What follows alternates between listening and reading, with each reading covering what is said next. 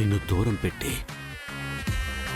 నీ బాధకి ఆ బిడ్డ చావుకి కారణం ఆ రాజుగాడేనమ్మా.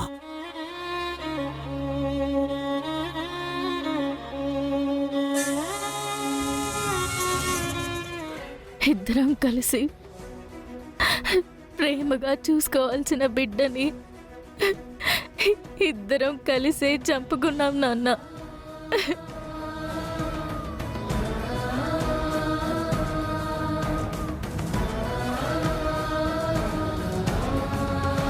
ఇన్నాళ్ళుగా నువ్వు బాధపడుతున్నంత చాలమ్మా. ఇంకా గతాన్ని తలుచుకుంటూ బాధపడొద్దమ్మా, సరేనా? బాధపడకు.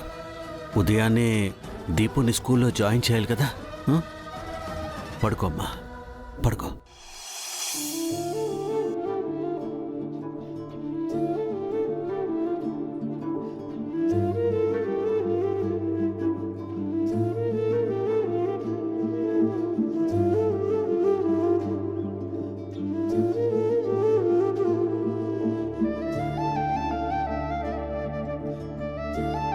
కనీసం నిన్ను తనతో పాటు ఉండనిచ్చినా నేను మారుండేవాణ్ణేమో గాని నిన్నే చంపాలనుకున్న వాళ్ళని ఎలా క్షమించగలను బంటి?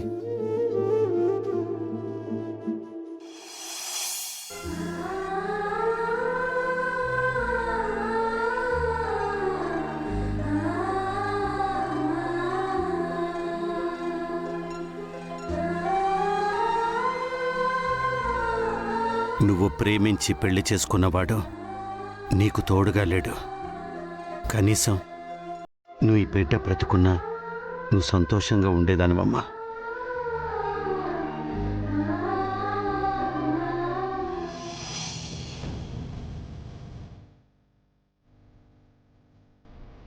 బాబా, మా నాన్న ఎందుకు అలా అరిచారో నాకు తెలీదు. మా నాన్నని ఏ విషయంలోనూ బాధపడ్డాను.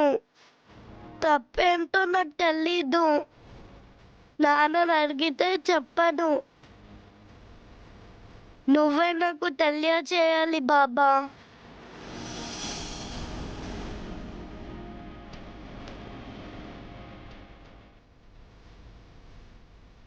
బాబా, రాజు నా మీద కోపం చూపించడం కాదు, నేను తన బిడ్డని మోస్తున్నా నన్ను చూడ్డానికి కానీ బాబాని చూడ్డానికి కానీ రానందుకు నేనే రాజు మీద కోప్పడాలి.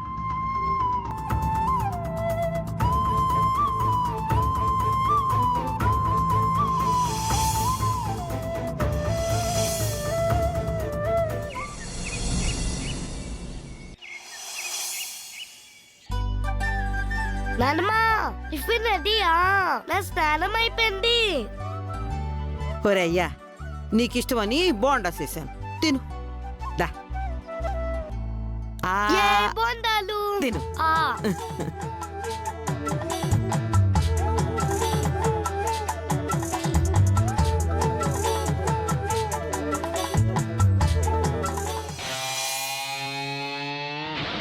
ఏయ్ దీపు, దీపు ఆగు, ఆగు నానా.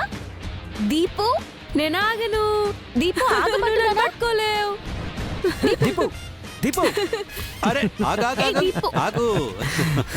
గుడ్ మార్నింగ్ నాన్న. గుడ్ మార్నింగ్ రూపా. ఇట్రా నానా. స్కూల్లో అన్నీ మాట్లాడేశారు కదా? వీడు జాయిన్ అవడమే లేటు, మిగతావన్నీ చంద్ర చూసుకుంటా అన్నాడు. అవునమ్మా, అన్నీ మాట్లాడేశాను. దీపు, చెప్పినవన్నీ గుర్తున్నాయి కదా? గుర్తున్నాయి మమ్మీ. స్కూల్లో అందరితోని బాగుండాలి, ఎవరితోనూ గొడవ పడకూడదు, బాగా చదువుకోవాలి, అంతే కదా మమ్మీ? Very good.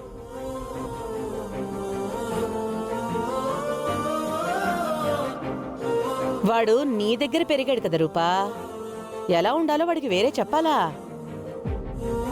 దీపు, నీకేం కావాలన్నా నన్ను అడుగు.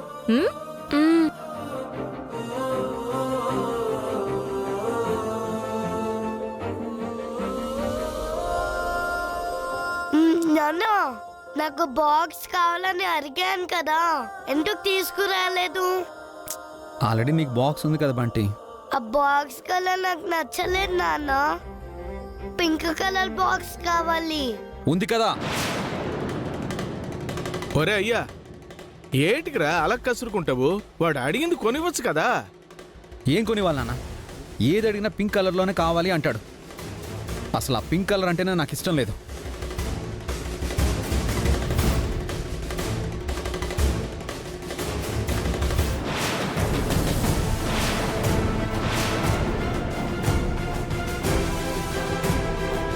నాకు ఈ పింక్ నచ్చలేదు మమ్మీ.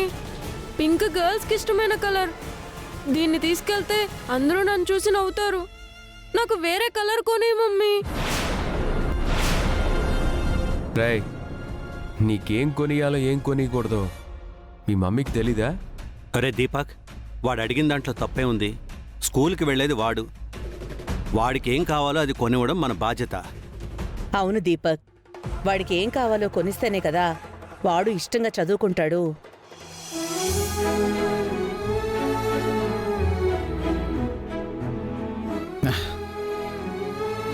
చూడు, ముందు బాగా చదువుకొని మంచి మార్కులు తెచ్చుకో.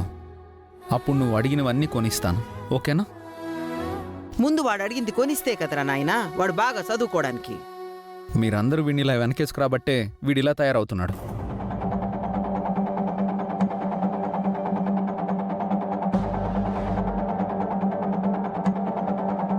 అత్తయ్య, దీపు చిన్నపిల్లాడు. ఇప్పటి నుండే వాడికి ఇష్టం వచ్చినట్టు మనం ఉండాలి అంటే కుదరదు. మనం చెప్పినట్టు దీపు వినాలి, అలాగే నడుచుకోవాలి. అమ్మ రూపా, ఈ మణిదీప్ మీద మనకంటే అక్కకి దీపక్కే ఎక్కువ హక్కు ఉంది. వాళ్ళు చెప్పినట్టే చేయమ్మా. అదేం కుదరదు నాన్న. మందారంకి నేను మాటిచ్చాను. మందారం ఉంటే దీపుని ఎలా చూసుకునేదో నేను అలానే చూసుకుంటాను. అందరికంటే బాగా చూసుకుంటాను. నాన్న, నా ఫ్రెండ్ వాళ్ళ అమ్మ వాడేం అడిగితే అది కొనిస్తుంది. రోజు ఎంత బాగా రెడీ చేసి స్కూల్కి తీసుకొస్తుంది తెలుసా? వాడికి ఒక్కరికే కాదు నాన్న, అందరికి అందరి అమ్మలు అలాగే కొనిస్తున్నారు. అమ్మా అమ్మా అమ్మా, నీకు అమ్మ లేదురా. నీకు అమ్మ అయినా నానైనా నేనే. ఇంకొకరితో పోలికొద్దు, అర్థమైందా?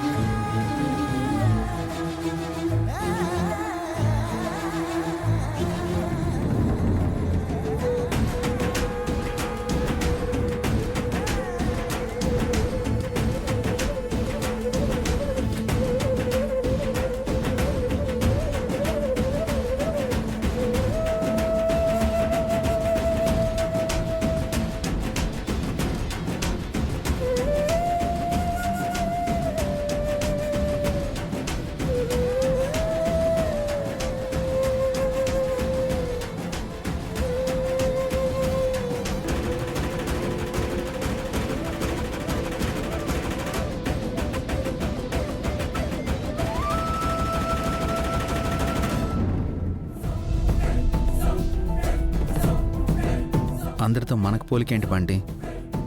నువ్వెలా ఉన్నా, ఎవరికి ఎలా కనిపించినా నాకు మాత్రం హీరోవే. నాకు నువ్వు హీరోనే నానా.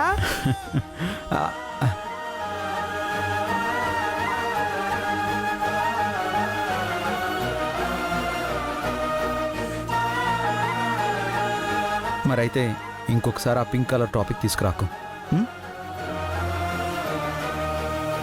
ఎలా రాజు, ఎలా అమ్మ టాపిక్ తీసుకురాకుండా ఉంటారు? అయినా బంటి అడిగిన దాంట్లో తప్పే ఉంది. చిన్నపిల్లలు ఎవరైనా ఆస్తులు అంతస్తులు అడగరు, అమ్మనే అడుగుతారు.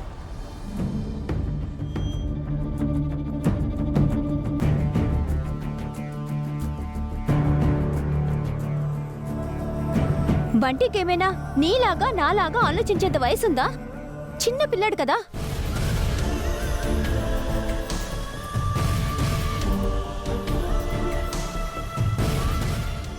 వాడికన్నీ నీకు నచ్చినట్టుగానే చేదుగానిలేమ్మా.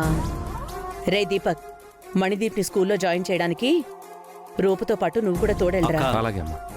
నా క్యాంప్ ఆఫీస్ అట్టే కదా, నేను వెళ్లే దారిలో వాడిని డ్రాప్ చేస్తాను. అంటే డ్రాప్ చేయమని కాదు తమ్ముడు, బాబుని స్కూల్లో జాయిన్ చేసేటప్పుడు పేరెంట్స్లో ఎవరో ఒకళ్ళు ఉండాలి కదా.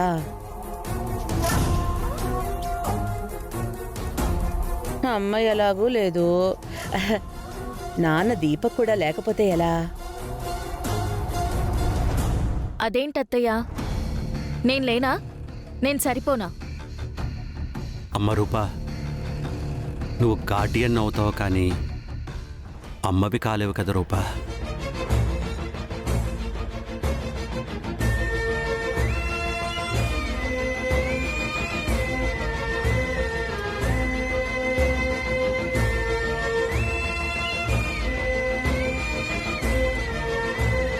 వాడు నిన్ను పిలుచుకోవడానికి అమ్మవే అయినా అప్లికేషన్లో సంతకం పెట్టడానికి అవసరమయ్యే అమ్మవి మాత్రం కాలేవమ్మా.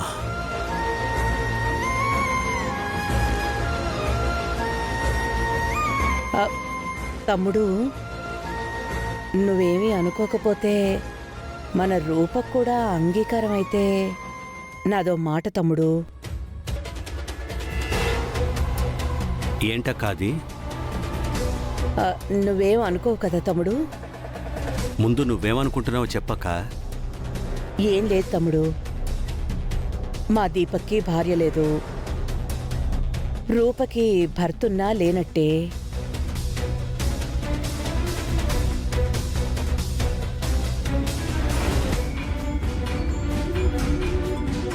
దీపుకి తల్లి లేని లోటు తీర్చడానికైనా దీపక్ని రూపని ఒకటి చేస్తే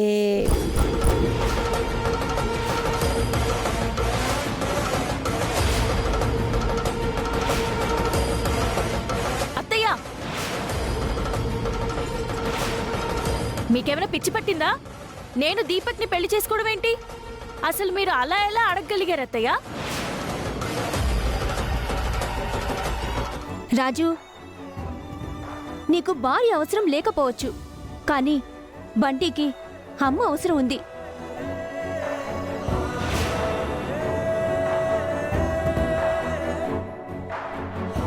బంటికి అమ్మైనా నాన్నైనా నువ్వేనని మా అందరికీ తెలుసు. కానీ ఒక్కసారి బంటి స్థానంలో ఉండి ఆలోచించు. వీడి దృష్టిలో నువ్వు నాన్నవవుతావు గాని ఎప్పటికీ అమ్మ అవ్వలేవు.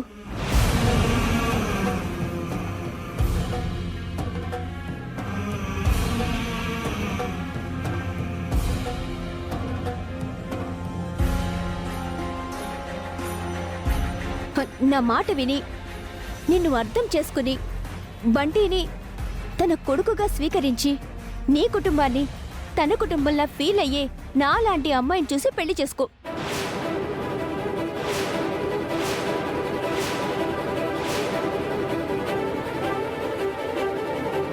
అంటే నాలాంటి అంటే నన్నని కాదు, నాలాగా ఉన్న అమ్మాయిని అని. నేను ఇంకో పెళ్లి చేసుకోవాలా వద్దా అనేది నా పర్సనల్ అత్తయ్య. దీపుకి అమ్మగా ఉంటున్నాను కదా అని దీపక్కి భార్యగా ఉంటానని కల్లో కూడా ఊహించుకోకండి. అసలు నా విషయంలో మీరు తల దూర్చకండి. చూడు రోహిణి, అనవసరంగా నా పర్సనల్ విషయాల్లో తలదూర్చుకో. పెళ్ళి అనేది ఒకేసారి జరుగుతుంది. ఆ పెళ్ళి నాకెప్పుడో జరిగిపోయింది. ఇప్పుడు నీ కోసమో వీడి కోసమో వీళ్ల కోసమో నేను మళ్ళీ పెళ్లి చేసుకోలేను. చూడండి అత్తయ్య, నేను న్యూయార్క్ వెళ్ళింది రాజుని మర్చిపోవడానికి కాదు.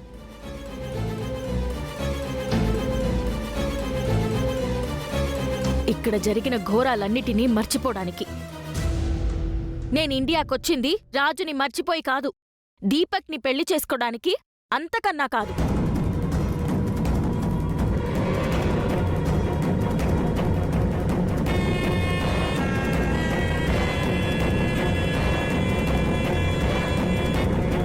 నాకు రాజుతో పెళ్ళైపోయింది. ఈ జన్మకి రాజే నా భర్త. రాజు నన్ను దగ్గరికి తీసుకోకపోయినా రాజే నా భర్త. ఇది రాజు నా మెడలో తాళి కట్టిన తర్వాత అనుకున్నది కాదు, తాళి కట్టక ముందే తీసుకున్న నిర్ణయం.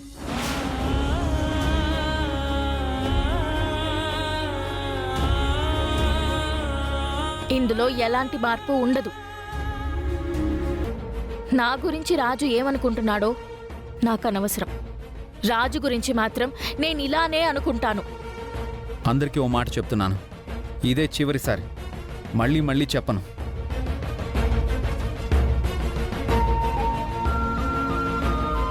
నాకు ఆల్రెడీ పెళ్ళైపోయింది. నాకు భార్య అంటే తను మాత్రమే. బంటికి అమ్మంటే కూడా తను మాత్రమే.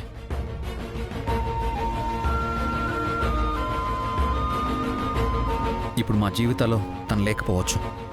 అలా అని తన స్థానంలోకి ఇంకొకరు వస్తారని కానీ రావాలని కానీ ఎవ్వరూ ఆశించొద్దు.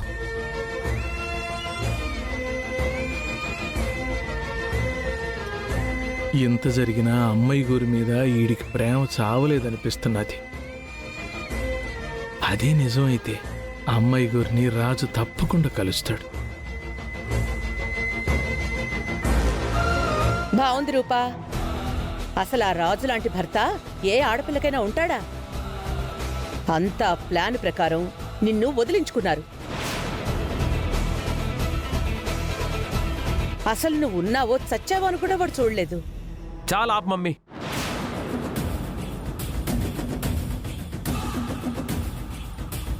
నాన్న కూడా నిన్ను వదిలేసి దూరంగా ఉంటున్నాడు. అంత మాత్రాన నాన్నకి నువ్వంటే ఇష్టం లేనట్ట?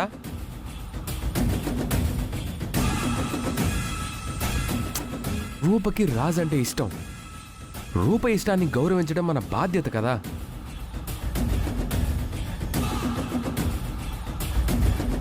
వీడేంటి ఇలా మారిపోయాడు?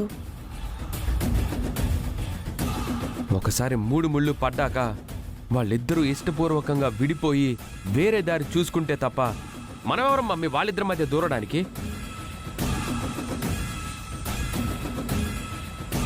అది కాదురా దీపక్. అక్క, చిన్నవాడైనా పెద్ద మనసుతో ఆలోచించి వాడు నిజం చెప్పాడు. ఇన్నాళ్లకి వాళ్ళు మార్పు కనిపిస్తుంది.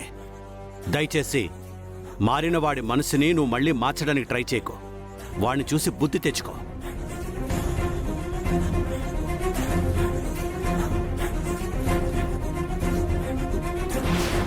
రాజు, నీ కోసం కాకపోయినా బంటి కోసమైనా చూడు, ఈ ఇంట్లోకి అడుగు పెట్టినంత ఈజీగా నా పర్సనల్ విషయాల్లో వేలు పెట్టకని నీకు ఇందాకే చెప్పాను.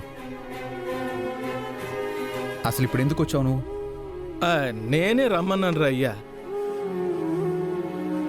మీ అమ్మవారికి ఏదో మొక్కు తీర్చుకోవాలంటేను ఆ మొక్కుకు కావలసిన చీర మిగతా వస్తువులు తీసుకోవాలా? రోహిణికి తెలిసిన షాపులో అయితే కుసింత తక్కువకి ఇస్తారని నేనే రమ్మన్నాను. మీరు పిలిస్తే మీకు సలహాలు ఇవ్వమానండి. నా విషయంలో బంటి విషయంలో తలదూర్చొద్దని చెప్పండి.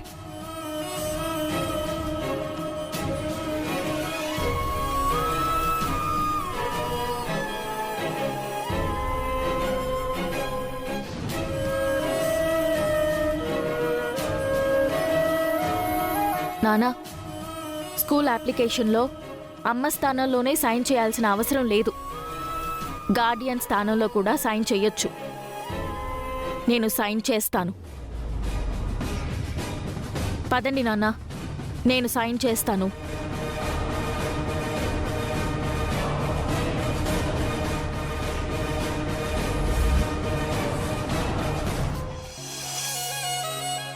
చూడమ్మా, వాడి మాటలేం పట్టించుకోవద్దమ్మా. వాడి మాట కరుగ్గాని మనసు మాత్రం బంగారం. నాకు తెలుసు అత్తయ్య. ఆ బంగారాన్ని ఎలా కరిగించాలో కూడా తెలుసు. తొందరలోనే కరిగించి నా మెడలో వేసుకుంటాను. సరే పదండి, షాపింగ్కి వెళ్ళొచ్చేద్దాం. ఇప్పుడు మనం ఎలా వెళ్తాం? ఎలాగంట వీటి? నా ఆటో లేదా? రాయమని పట్టుకుపోతాను. లేమద్దనాలు రండి, బేగిరండి. ఏమైంది దీపక్ నీకో? ఎలాగో అలా మణిదీప్ని అడ్డం పెట్టుకుని నిన్ను రూపని ఒకటి చేద్దాం అనుకుంటుంటే వాళ్ళకంటే ముందు నువ్వే అడ్డుపడుతున్నావు. అసలు రూప కావాలి అని నువ్వు కోరుకోవడం వల్లనే కదా నేను వాళ్ళ ముందు బయటపడ్డాను. అలాంటిది నువ్వే అడ్డుపడితే ఎలా దీపక్? ఇప్పుడు చూడు, ఇంకొకసారి అడిగే అవకాశమే లేకుండా పోయింది. అయ్యో నా పిచ్చి మమ్మీ, రూపంటే ఇష్టం లేక నేను ఈ పని చేయట్లేదు. రూప దృష్టిలో, మామయ్య దృష్టిలో మంచోణ్ణి అవుదామనే ఈ పని చేశాను.